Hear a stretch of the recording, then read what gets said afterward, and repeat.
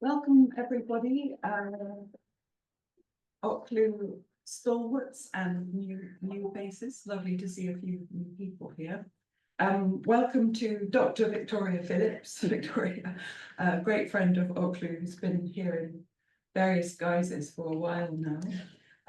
She's actually from Columbia University, but she's now currently one of our visiting scholars.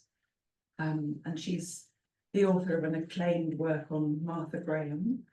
Martha Graham, Cold War, A Dance of American Diplomacy. She's also working on, with us really, on a biography of Eleanor Lansing Dulles. Very fascinating project. And then as a sideline, she's doing a PhD on women missionary memoirs, mostly 19th century. So as you can see, an overachiever, or something. Puts us all to shame. Anyway, we're very lucky today that Victoria is going to talk to us on life writing research skills and how to use various online archives and to research tips and tricks and insights. I'm sure are relevant for all of us. So thank you very much. Thank you so much. And it's a pleasure to be here. And hello, all of you out there. I don't know which direction you see me in. Oh, hello.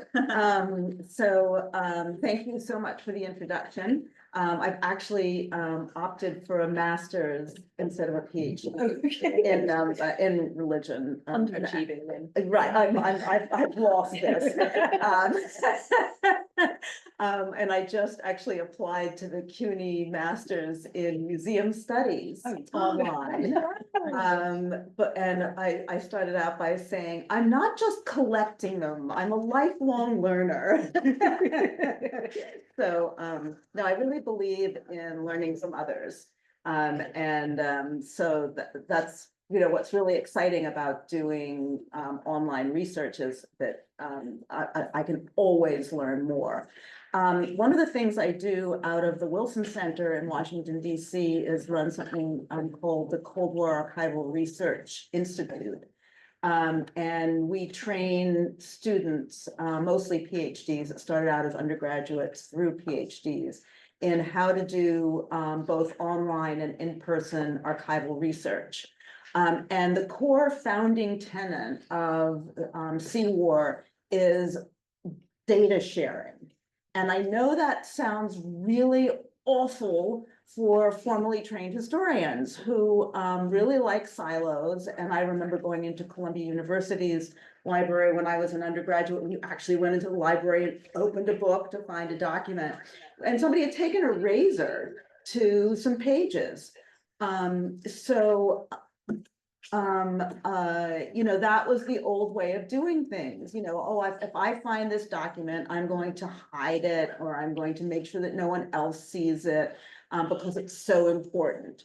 And what we found is in doing collaborative research that if we give our group the same document, no matter how important or unimportant that document might be, each person reads it in a different way. So there's really no sense in hoarding and hiding, at least until the book's published. So because the idea is to stimulate conversation. So when we go to archives as a group or do research as a group, we all share our archival research. So each person will know what the project is of the other. And if that person sees something that would benefit another person, they download it, text the other person, share it in the sky. A great example was we were at the University of Arkansas State Department archives. Don't ask how the University of Arkansas got all the cultural documents, but these are the quirks of the United States. There was one PhD student writing about diplomatic wives. So she was going through letters and different correspondence and manuals on how to be a good diplomatic wife. And another student of mine was working on cultural diplomacy with Vietnam and was fluent in Vietnamese, and his grandmother was in the north and his family was in the south. So it was a really, really interesting project. And he was in the Vietnam cultural files and suddenly screamed out, "I've got a wife." He didn't care about diplomatic wives, right? And she never would have been in the Vietnam file because that would have been hunting and pecking and probably somewhat of a waste of time, theoretically. So that's where kind of my basic philosophy of doing research in government files comes from. That we can't do it all. It's impossible. Hunt and peck, that, you know, as many eyes as you can have help you really works from what has worked for me. That's also particularly true for me in when I'm working in foreign language documents. So I may have a little bit of German or be able to spot read a little bit of Russian, but I am never going to get the cultural context of what's going on. And I'm never really going to be able to search those files the way I do an English file with all the quirks and that kind of thing. And so what I've done is partner with people with language skills.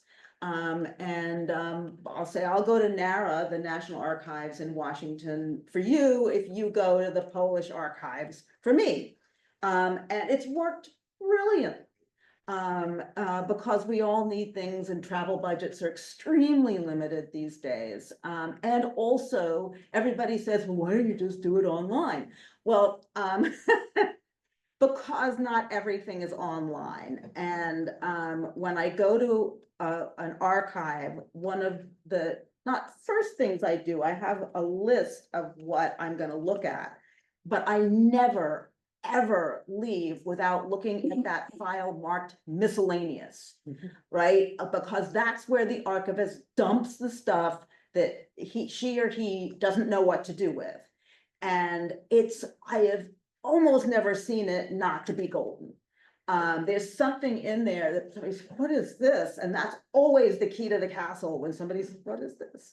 And that file is never digitized, right? Who's going to pull up the miscellaneous file, right? The other thing I found is sometimes files are mismarked, which you tend not to get if you're not in person.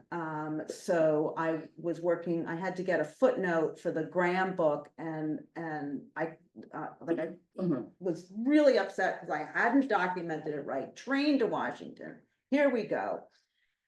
Pulled up the box and it came and I was like, pulled up the wrong box. I was like, okay, I've got to wait, opened it, and it turned out to be something that I had been looking for decades, that somebody had said had been destroyed.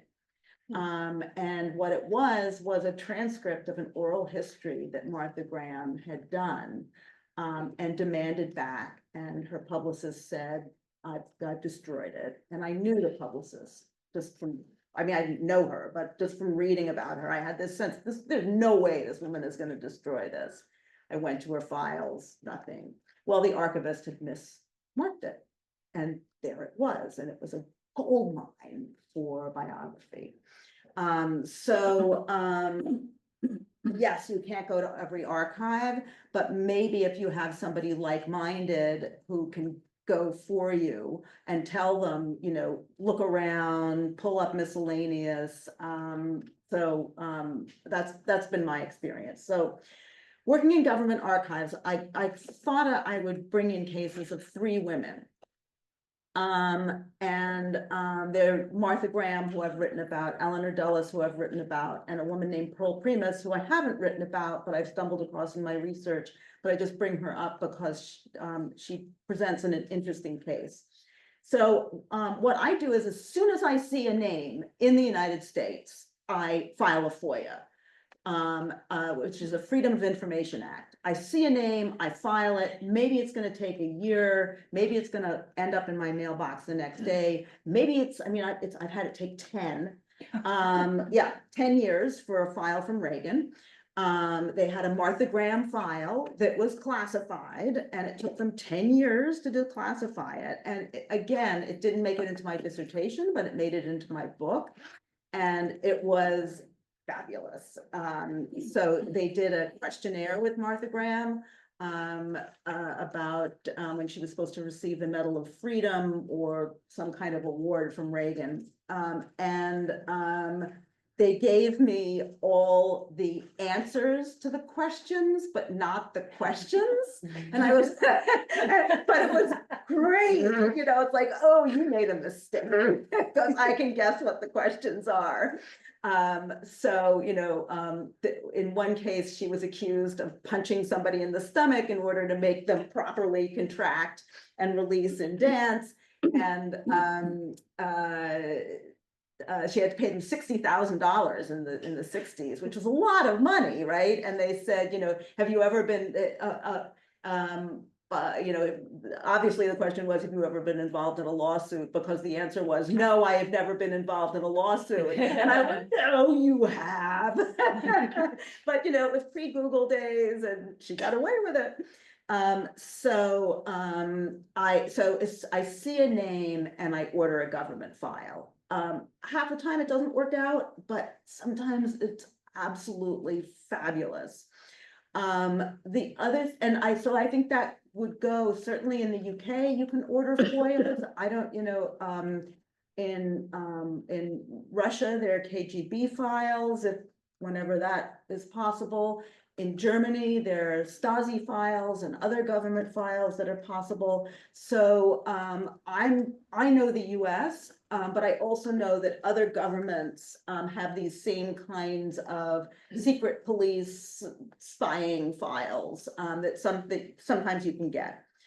The thing that took me a long time to figure out is there are people behind the screen. So it's hugely important, know your redactor. So when you file this FOIA form, for the time being, AI is not gonna respond to it. So there's somebody who's sitting there and looking at your request and going to file cabinets and seeing what there is, and then in the US at least, they have to be redacted. So somebody has to sit and read them.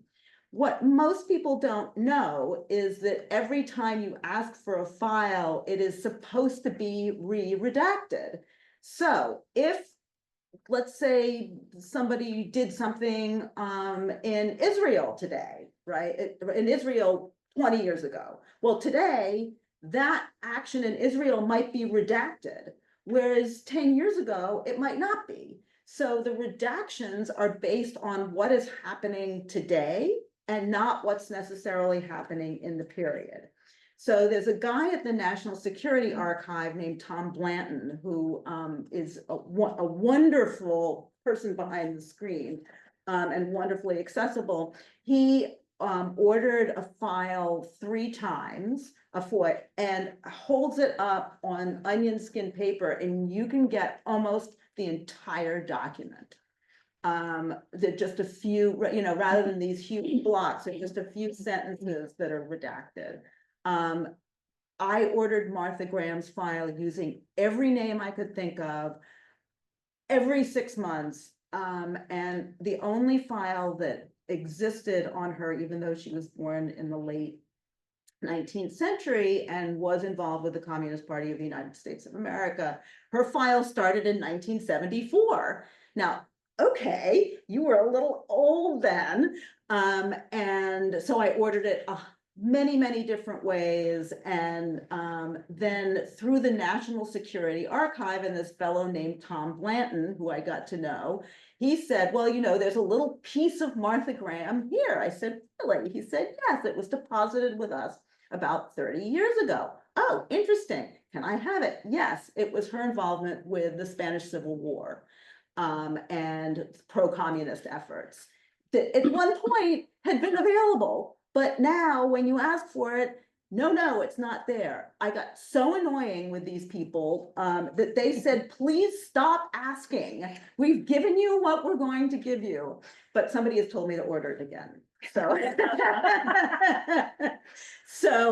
that's where we get to C, become politely relentless and just keep ordering. Each government and each department has different rules about when you should get a response. Stick it in your calendar. Okay, it's 20 days, that's the British. I should have a response by now. It's 6 months, I should have a response by now. Whatever that date is, just stick it in your calendar and then do a little email. Hey, I was supposed to get something. Hi, how are you? I hope you're great. I'm supposed to get a little something. I actually ended up like making friends with the Reagan people, like every 6 months for 2 years, for 10 years. Hey, where am I in the queue? But then when I got it, I actually sent them cookies. So, so I got to know their names, and then you've built a relationship. You want more from Reagan? You go back, hey, how are you? So it's really important to, if you can, understand that there are people there and that politeness counts, but so does being like brutally relentless. Just like, you don't understand, I'm not giving up, because they really want you to go away. So I like to think of it as like knitting or needlepoint.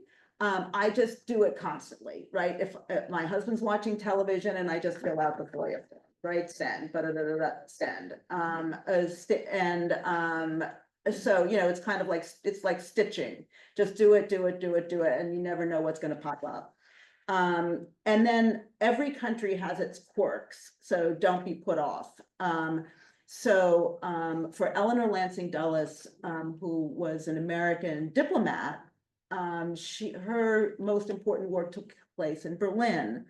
And she was the sister of Alan Dulles, who was head of the CIA at the time, and John Foster, who was Secretary of State. Well, the Soviets, of course, liked, or the East German communists wanted to think of her as a spy and wanted to blame her for every single insurrection that took place, every single uprising that took place while she was in Berlin.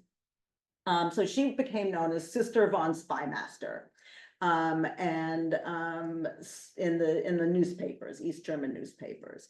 So there had to be a Stasi file, the secret police. There had to be. So I contacted Stasi. Those archives were very open from 89, 91 until for another 10 years or so. What happened was that people started ordering their own Stasi files and were finding out that their husbands made sure that they went to jail when they were trying to escape.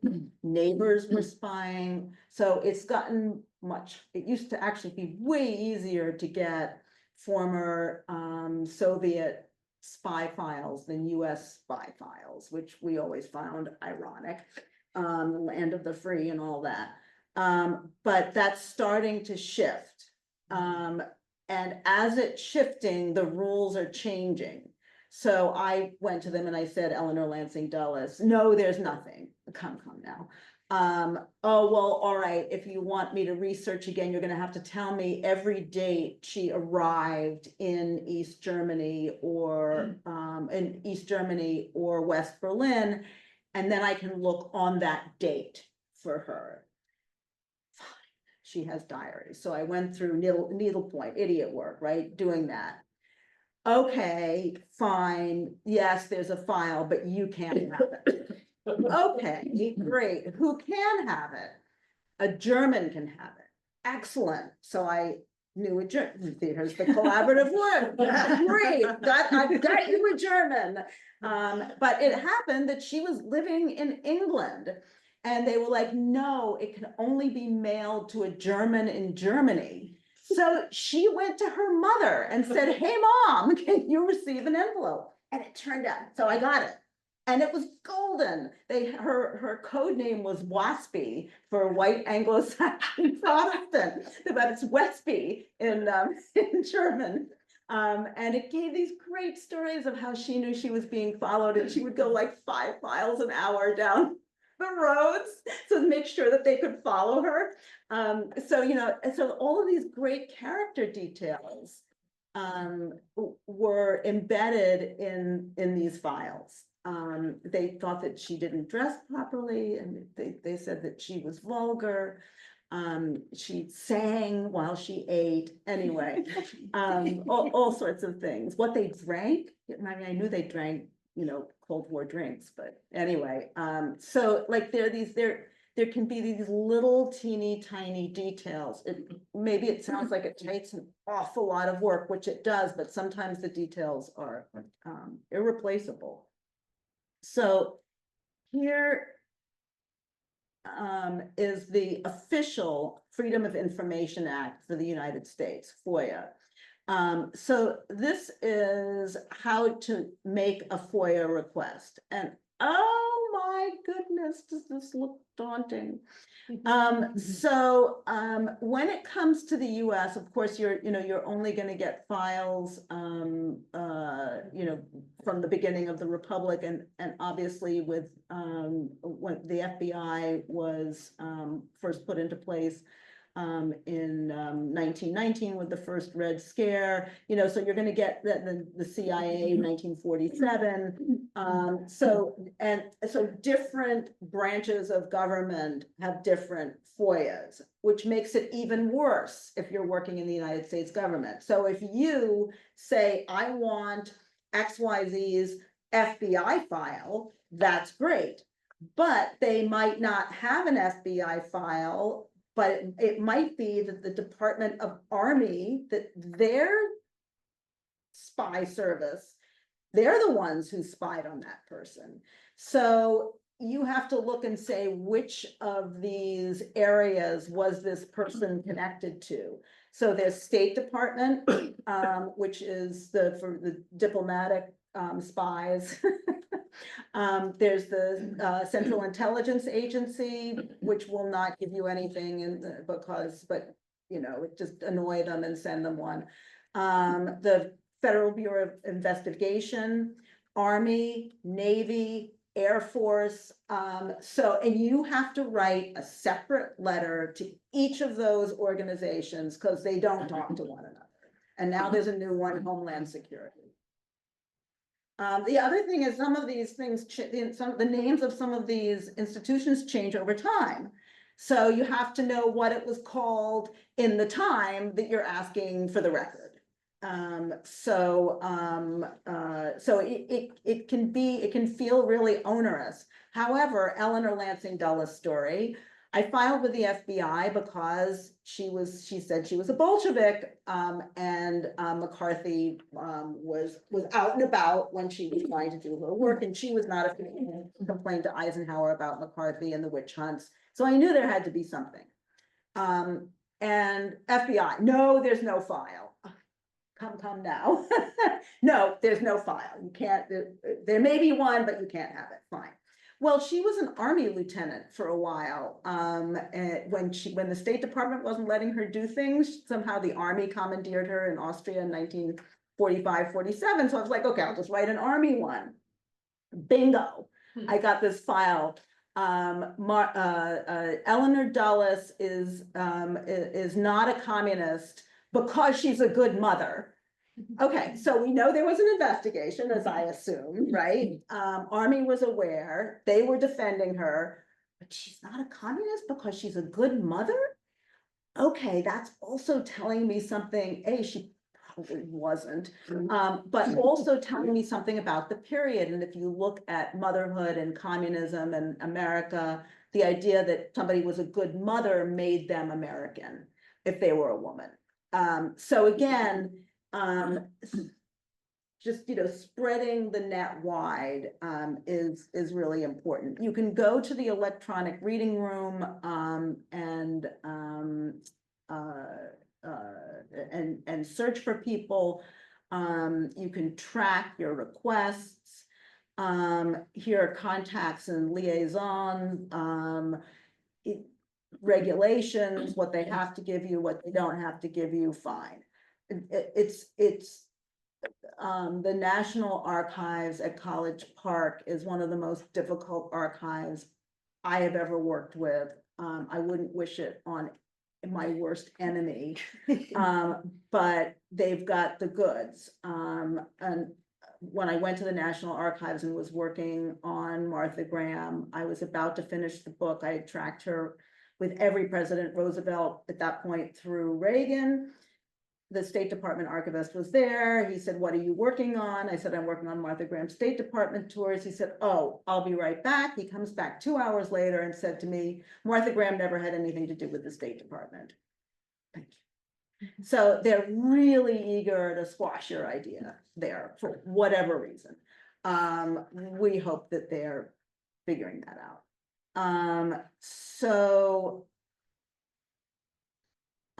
This is the National Archives catalog. So you can go in and you can put someone's name here, and indeed their FBI file or other files may come up.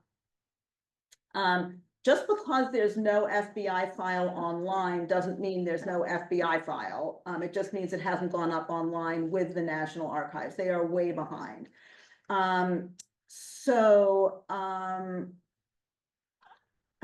that. And I just brought this up. This is the UK government site. Okay, so I want to make a FOIA. What do I do? Do I just write a letter? Please send me any information on following person. No. So this is the National Freedom of Information Coalition. They have sample FOIA letters, and the FOIA letter is really, really important. We can see that different states, they have different things, but in general, this is what they want. The agency head, so that would be FBI, CIA, State Department, Army, whatever, name, address, agency, city, state, even if you're sending it by email. Dear so-and-so. And then I just cut and paste this thing and put it in. What you have to do is you have to be very specific, but not too specific, because if you're too specific, they say, "Oh, there's nothing here." And if you're very general, they say, "That's too general. I don't have time to search for that." And that's why I submit again and again and again and again. It's like, what do you mean there's nothing? There has to be something, and then I broaden it.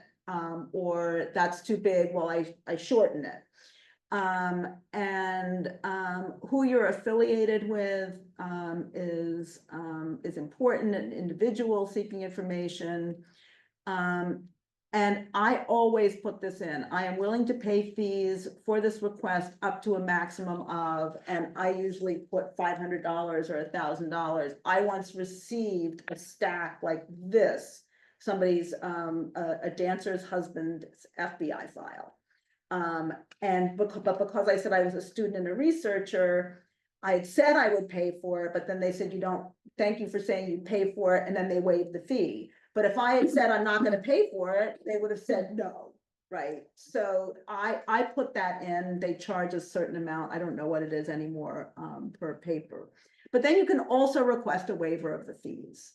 I always request a waiver. If you just have these, I like literally just cut and paste, and it works well. Then this is what to expect after making an information request. So sometimes it's 20 days. Can they charge a fee? Will I receive everything I ask for? Not always. And can they withhold information? Yes, there are information blocks. But you can, as we said, look, you have to be German. You find a German, has to be mailed there, find a mother. Follow up, get to know your redactor that I said earlier. And then there's also what to do if you're dissatisfied with the response. And then you go, would you carry out an internal review? And here's a sample letter for how to do an internal review. Now that would be if you're really sure there is something on somebody who you're looking at, then complain, further advice, further reading. But and then rewrite the letter, complain, rewrite the letter, and then start again with the knitting. But there is Tom Blanton at the National Security Archive.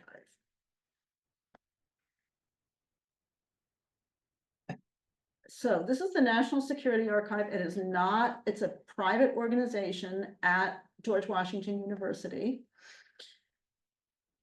And this is their site, this is where I found the one where they found for me the couple of pages on Martha Graham. They have everything, legislative history, how to file, where to submit, request, making it work for you, effective FOIA requesting. Appeals process and litigation, and this is where the National Security Archive comes in. If it's really important, like Eleanor Lansing Dulles, a huge public figure that you're working on, they will litigate for you. But you can go to the National Security Archive and they will litigate on your behalf and take cases pro bono. So never give up, never give up, never give up.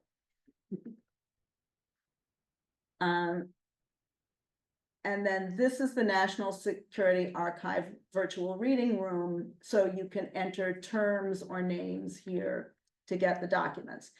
Now, interestingly, I know that they have this couple of pages on Martha Graham. I went in this morning and I entered terms Martha Graham with quotes. I entered modern dance, nothing. It is though that thing doesn't exist. And that's where there's a person behind there and his name is Tom Blanton. So again, if you don't find anything, there's no harm in reaching out and saying, I'm working on XYZ person. People, place, things, right? So this person was in these countries and did these things. I even found recently at Bretton Woods, which was the conference where the International Monetary, which is about to be dismembered, fund was established, and they stayed at a hotel. Okay, so I Googled the hotel. I wanted to see what it looked like. Where was she? So that's places, right? Eleanor Dulles was at this hotel. And for the IMF, I knew Keynes was there. I knew some other people were there. So great. I Googled the hotel and they said, oh, we kept a record of which room everyone stayed in. Excellent. Which room did Eleanor Dulles stay in? Well, she stayed in this room with this other woman. So I Googled the other woman who is said to be the only woman at Bretton Woods with a PhD. No, she's not. My gal also had a PhD and she was at Bretton Woods. And so I went back to the hotel and I said, okay, where was John Maynard Keynes staying? Well, it turns out he was across the hall from Eleanor Dulles and they did not like each other. With his ballerina wife. Okay, now what color I've got? Suddenly I've got the hotel, I've got the person from this one like government thing. And the hotel got so sick of me that they were like, okay, we'll just send you where everyone stayed. So I sent them cookies. And it was fascinating. There were over 30 women there. And all of these women are saying, well, I was the only woman there. Well, suddenly some of them were clearly secretaries known as Miss So-and-so, but people, places, things. So if you search not only for the people, but where they were when they were there, that can also be very effective in terms of government searches. So this is what I fondly refer to as the CIA reading room. And this is the Central Intelligence Agency. They are trying to do better. So of course we have a Nixon collection because we love to hate Nixon in the United States. But they have bulletins, they have different subject matters. the collapse of communism, of course. You know, the topics can be very celebratory, but also they have units on Guatemala and Iran and Bay of Pigs. So they're doing their best. It's selective. I happen to know the historian of the Central Intelligence Agency, and they are trying, but they just sometimes can't. And that includes them being able to publish their own research. But here, so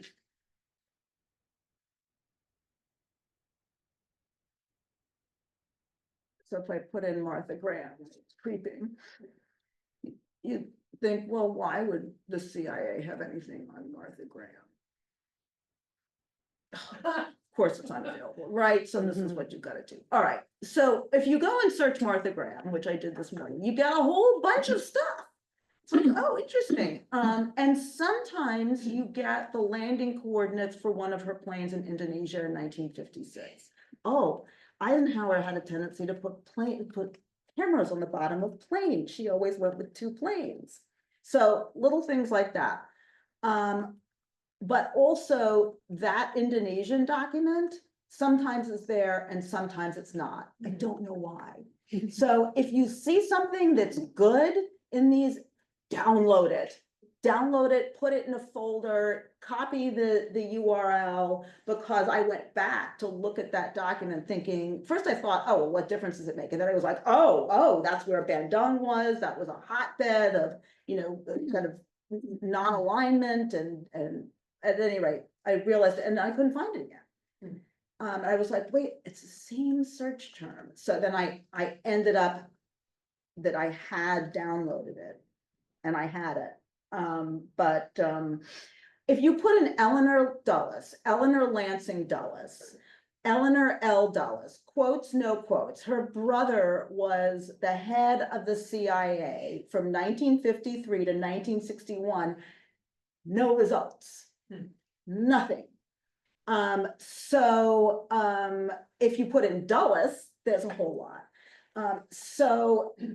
Did Eleanor Dulles have no CIA file, but she did have a Stasi file? I don't think so. But it tells you something about the availability and non-availability. You can file things with the CIA to ask them to disclose. No one has ever found that it worked except under duress and litigation. But if it is important to you, take it to the National Security Archive in the US, and I'm sure there are other places in other countries. The other thing about FBI files, it's fascinating. I said I was going to talk about Pearl Primus. So Pearl Primus was a modern dancer in the United States. African-American anthropologist, and was considered for State Department tours on and off to represent America, like Alvin Ailey. So I Googled her FBI file because I knew she had been involved with the Communist Party. There was a very weird evaluation of her saying that she couldn't be sent abroad because her thighs were too heavy. No, you didn't really say that, did you? Yes. It didn't really make sense. And so I said, I'm just going to look at her FBI file. And so I ordered it, and it was super thick. And it was all of her activities while she was a dancer in the 30s, in the 40s, and her political activities. And, you know, it was like, she did a work on anti-lynching. Well, at one point in the United States, if you were anti-lynching, that signaled that you were a communist, because only communists were anti-lynching. Yes, that is true. So literally anti-lynching, her anti-lynching dance, which was used as proof that she was a communist in this FBI file. So, okay, so it tells you something about the United States. It tells you something about her, how brave it was to do that work. And then it says, now we took away her passport. That's why she can't travel, because she was a communist. But we've given her back her passport, as you're reading more pages. because she said she had a nervous breakdown in response to the Communist Party. What? So then it becomes a question of, did she really have a nervous breakdown? Because there are some years that are missing in her biography. Or did she say to FBI agents that she had a nervous breakdown to get her passport back so she could work? And since I'm not I wasn't writing a biography on Pearl Primus, but what I did is I immediately sent that file to the person who was writing a biography of Pearl Primus. And I said, she was like, Pearl Primus never had a nervous breakdown. And I'm like, well, you've got to contend with the fact that the FBI said she did, and she said she did. So it became much more interesting. So that's the kind of thing that you can find. All right, so this is the Office of the Historian, and it's the State Department database in the United States. And again, like I can put in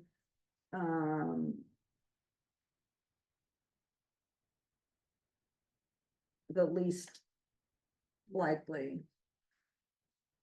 And have to put in. So we see if we put in Martha Graham. I get a lot of Billy Graham with Martha Graham. No results found, but that's not true.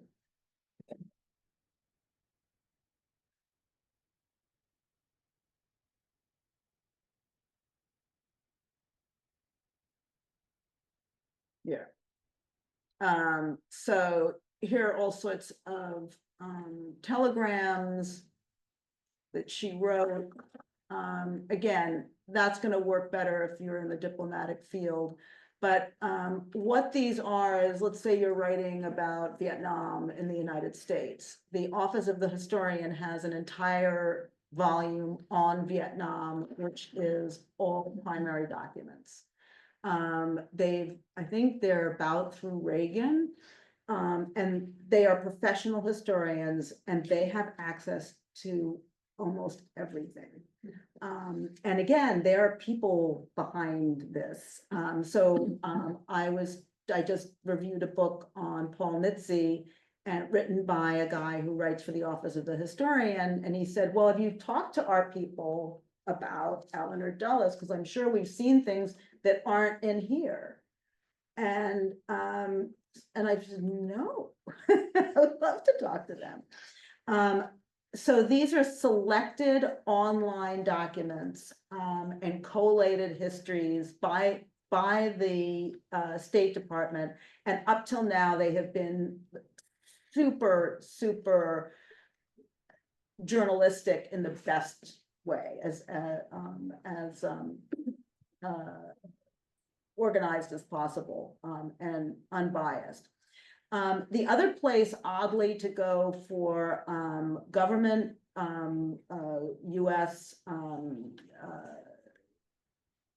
relationships is the Rockefeller and Ford archives. Next time, I'm going to do an entire unit on next semester with Rockefeller on how to use these archives. But just because it's a private organization in the US, there are tons of private organizations that worked with government, that worked with people. So if I put in Martha Graham here, I get every one of her grant applications, which shows me that she was bankrupt in 1974.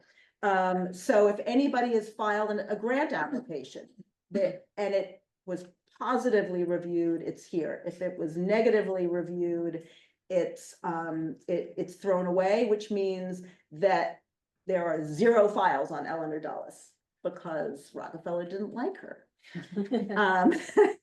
The other thing, the other place to go for US and CIA documents is oddly, in Budapest, the Open Society Archives. They've got the Radio Free Europe, Radio Liberty papers. And the CIA used these research papers as information. So you find people, places, and things here. And again, the archivist here is wonderful. They did a whole thing on biography using the people, the Americans who worked at Radio Free Europe, Radio Liberty, and did, you know, pie charts and all sorts of node goat things. And so they're really interested in biography because they've got so many people who no one cares about in these files. So what they did was when Radio Free Europe and Radio Liberty, the broadcasting arm, which was funded by the CIA through 1968, when the papers became public, they split them between Hungary and Stanford. So another place to look is Hoover at Stanford, where the other half of these papers are. Again, they've got amazing country reports. I just walked through a potential paper on jokes with a student. If you put in jokes, you'll come up, they studied jokes, and Reagan was a great believer in understanding jokes. Particularly to understand the mood of a country, what was going wrong, if all the jokes are about standing in line for food, blah, blah, blah. Then there's the United Nations. Look at that. Just incredible amounts of data. They're not as well, the archivists aren't there as much, but if you're interested in things from earlier, the League of Nations archives is also a huge resource for people, places, and things. Then, should you be interested in international, this is something that we built during the pandemic, because all of a sudden people were like, okay, how do I write my PhD? What do I do? Because I have to write it. So we started a research resources page. I don't do this anymore because I left it to younger people who really know what they're doing. But here are archives and research resources by region. And this thing is awesome. So international organizations, obviously, is going to have like the UN, the Olympic Studies Center, I mean, World Bank, United Nations, Oxfam, UNESCO, human rights. Let's look at Africa. Kenya, South African. Let's go to Kenya just because. So even in places where you think, oh, you know, are there really digital sources?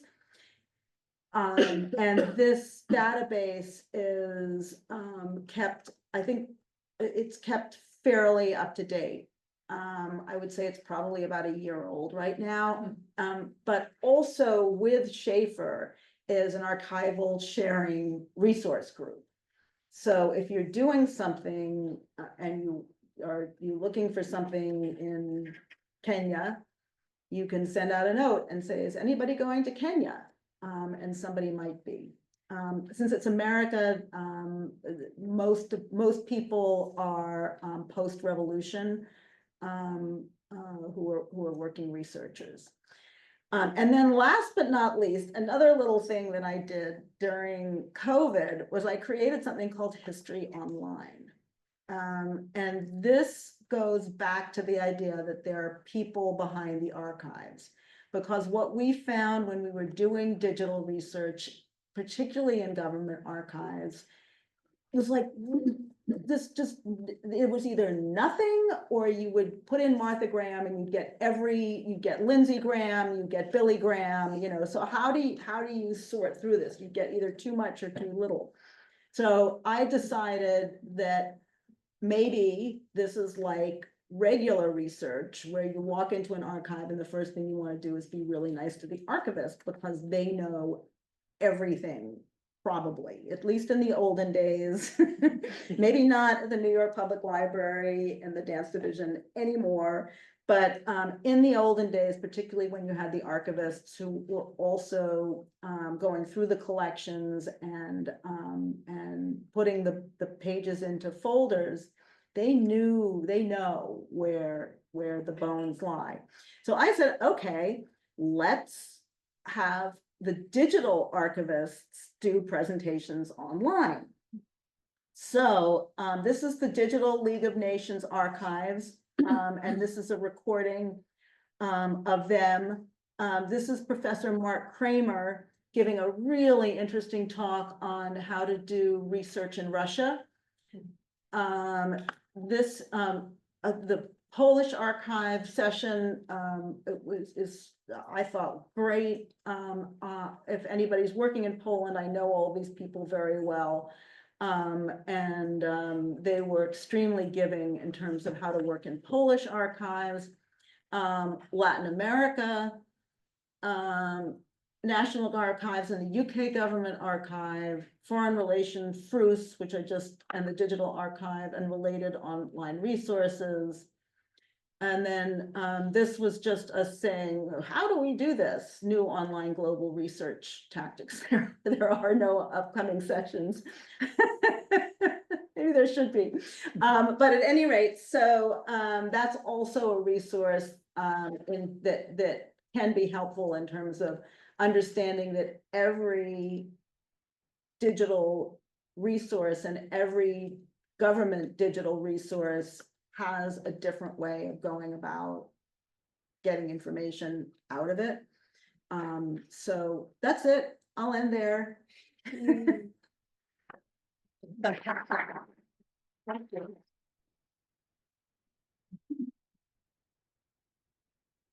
I close? Leave it open, so, Leave it open, but you can click stop share and then you'll see all the gallery. And are you okay to share some questions to Rebecca? I talked to Victoria, I think she's going to. Well, Yeah, so there's, questions?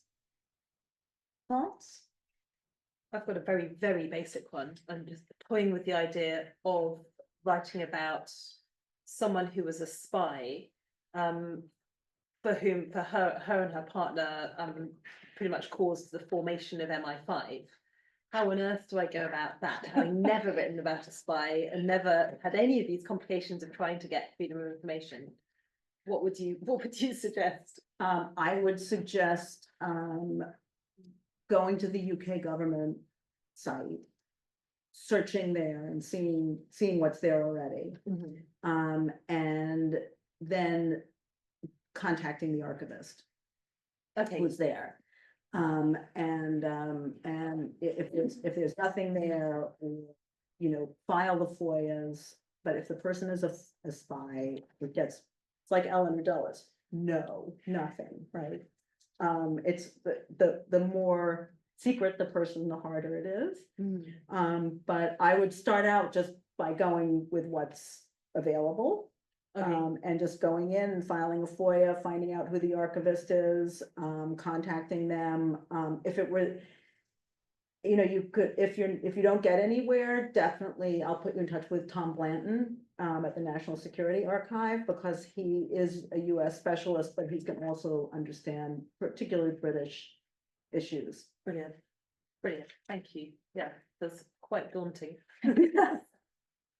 What is the overlap between or among organizations like Army and the Air Force or FBI, CIA, like, because they're all doing their own thing and they're all separate entities, but I also suspect they're all talking to each other, they're all part of the same machine. Is there, or does the CIA say, nope, these are ours, we're not giving you anything? I'm just curious I mean, what that matrix looks like. I'm not an interagency expert, but certainly before 9/11, like those guys that people did not want to share information.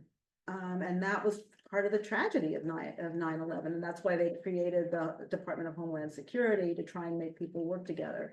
But so the FBI is supposed to deal in internal matters only, the CIA external matters only, but you see it all the time, right? There are crossovers.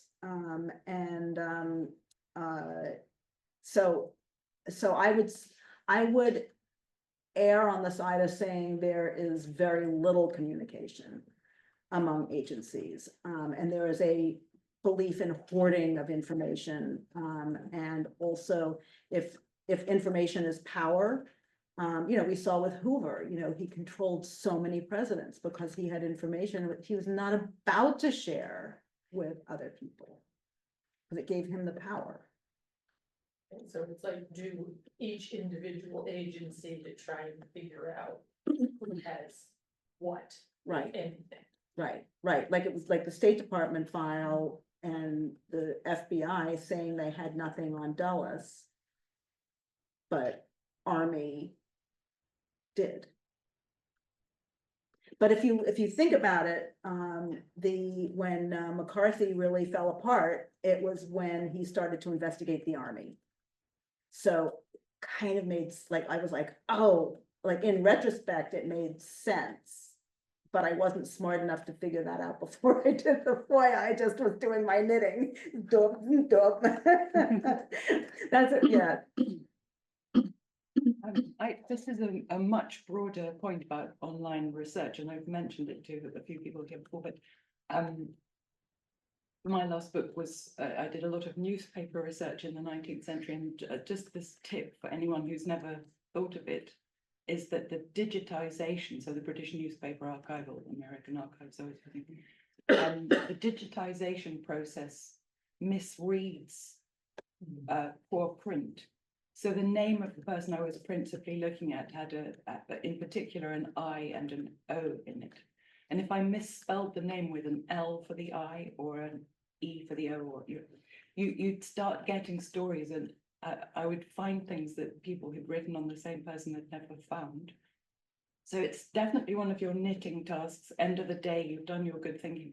Sit there with a cup of coffee, work out all the potential misspellings of the things that you're interested in, and then just go through all the different newspaper archives. If I don't know when the digitization starts reading accurately, when print becomes accurate, but it was so helpful. I just found a little gold mine of unexpected stories. I mean, that's so true. And the other thing that I found was people, particularly for women, married names and unmarried names. So Martha Graham, although she really wasn't with her husband, Eric Hawkins, from the early 50s, she signed her tax returns Martha Hawkins, I think through the 60s. So I always searched Martha Graham Hawkins, Martha Graham, Martha Hawkins. Yeah, in my context, I would have put Hawkins. Yeah. And then found a few more things, but yes, Yeah. exactly. And there's some unbelievable, like I found that the German newspapers also, if you're searching in another language, then you really have to misspell things. But it's the knitting concept. It's the knitting task at the end of the day. Yeah. Yeah, I was thinking, do you have any ideas for how to search for someone who's disappeared, like whose traces in the archives kind of quite quickly disappear? So I have a great grandfather who was from Warsaw, was for a while in Finland. Then I know that he ended up in what is now Ukraine, and this was in 1919, and I can trace his relatives, but there's just a question mark with what happened to him. I would send you to my friends in Poland to start. I showed you the website, if you email me, because they're in the government archives. I don't know how far back those government archives go, or what's there, what's digitized, what's not digitized. But if something's in Poland, they're gonna know about it. And in terms of Finland, I also know somebody in Finland, because Martha Graham went to Finland, so I needed help there. And she is not, she does research, she's not in the system, so that contact isn't gonna be as immediately as important. but she may be able to help you. But Poland, we've got our people in Poland. And Yugoslavia. I've got a wonderful researcher who does the former Yugoslavia. Any other questions? Thoughts?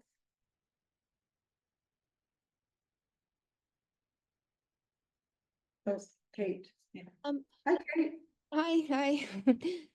Greetings. Hopefully these archives will continue to be open.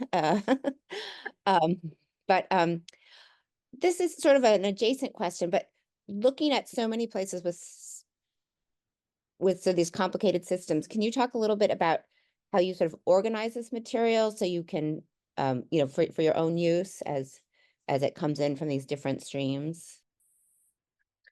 Very poorly. I'm completely, I use my grandmother's saying, when in doubt, do both.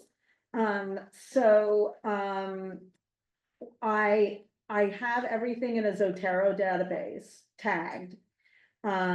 So I put all the documents, I've got an Eleanor Dulles, so I've got I've got the Zotero database on Eleanor Dulles with the documents or the link and a tag. So that if I'm writing about Eleanor Dulles and food, I put food into my Zotero database and all these documents pop up from Hoover, from the Open Society Archive, from George Washington University, from NARA, from wherever, Christian Osterman's book, right? Those are so that's the easier part. But what I tend to do is I create little folders. Like I have like a food folder on my desktop. So I put it in Zotero, so it's there, but I also put it in my food folder on my desktop. So that if I'm doing food, because I'm just not very literate when it comes to these things. So I go to the food folder and I can see all these documents and I just can click on them and read down them. And I know everything that I think's important has gone into that food folder.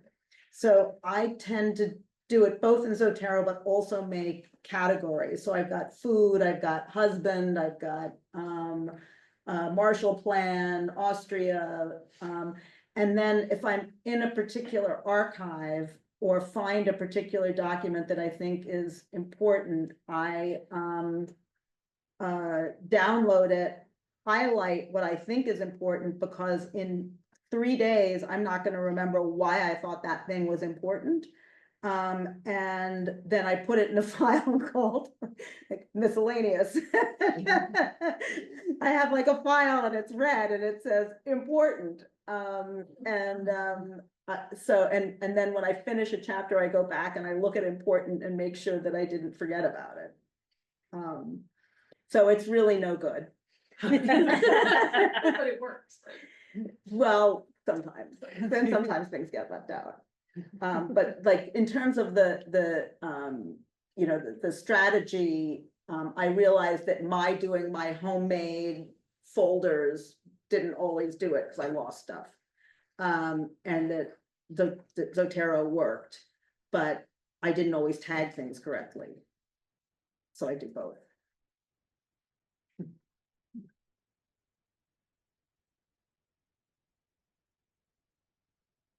All right. Brilliant. So I guess next semester, I'm going to bring in the Rockefeller Archive Center.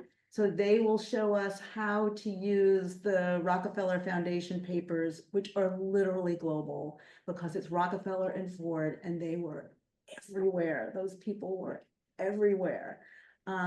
We're practicing a unit, unbeknownst to many. The Rockefeller Foundation funded the atomic bomb. So without Rockefeller funding, the United States could not have afforded all the materials for the atomic bomb. And so we're putting together a unit on, and everybody will work in groups to look at the primary documents that are available online on this funding. It's the first and only time the Rockefeller Foundation funded something without knowing what they were funding. Say that Vanessa. Oh, yeah, sorry. Hi, Victoria. So I'm very amazed at all of the information that you've gathered over all of these years.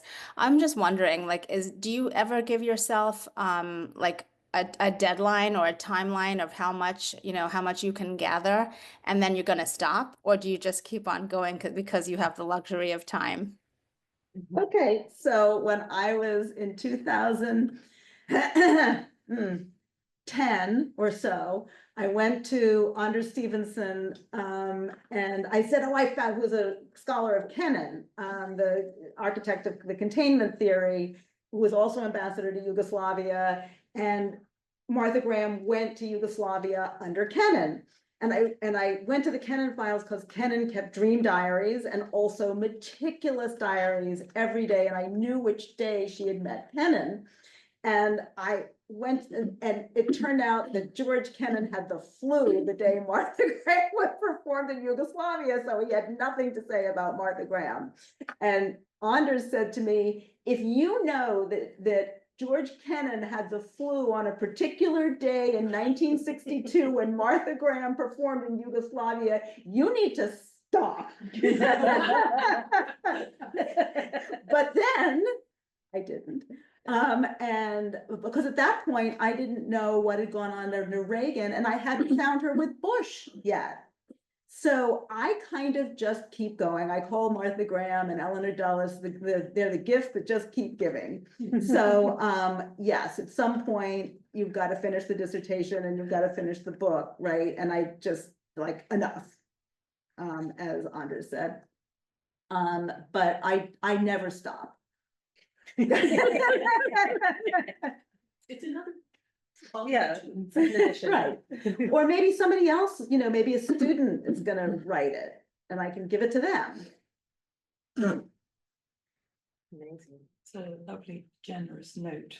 Which I think that's this. Thank you so much. Thank you for all. a very interesting insight. We'll look forward to next step. Brilliant. Yeah, Thank you. thank you. Thank you.